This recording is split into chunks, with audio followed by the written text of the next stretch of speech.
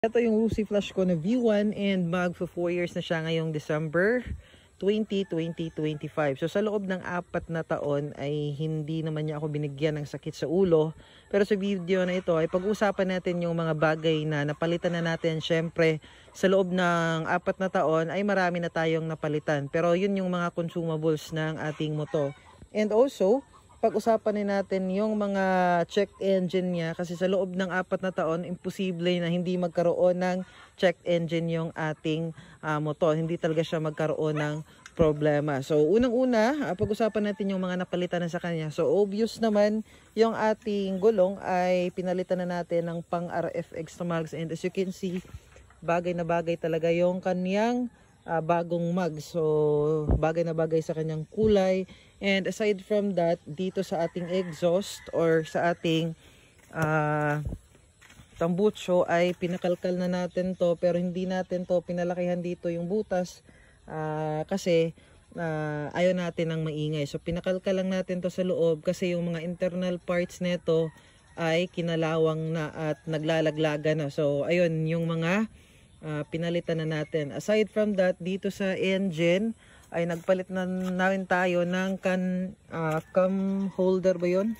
Camshaft holder kasi nga nung nag-expo tayo kung paano mag valve clearance, so aksidente nating na lost thread yung kaniyang lagayan ng tornilyo, kaya nagpalit tayo ng camshaft holder as well as itong ating goma dito or yung anong tawag nito, gasket, cylinder gasket. So nagpalit na rin tayo niyan. And aside from that, wala naman tayong pinalitan na mas major pa.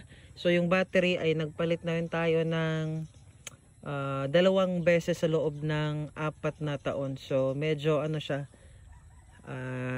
pinapalitan kaagad natin kapag napapansin na natin na mahina na yung battery kasi baka tumirek tayo. So hindi na natin sasagawin yung mga ganon kasi mabibili lang naman yun at hindi naman yun gaanong kamahalan. So pinapalitan kaagad natin as well as yung kanyang mga brake pads, mga ganyan. So yun lang yung mga napalitan natin. And pagdating naman sa sensor ay sa awa ng Diyos ay hindi naman tayo nakapagpalit pa ng sensor. So nagkaroon na siyang ng mga trouble codes pero naagapan naman natin. Example na lang yung kanyang exhaust. So yung kanyang exhaust na sensor or auto sensor ay nagkaroon na siya ng error ng ilang beses, pero okay naman.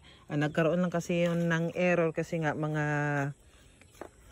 ilang beses natin siyang hindi straight na nagamit, so natambay natin siya. So ganyan talaga yung motor natin, kapag natatambay nagkakaroon siya ng check engine.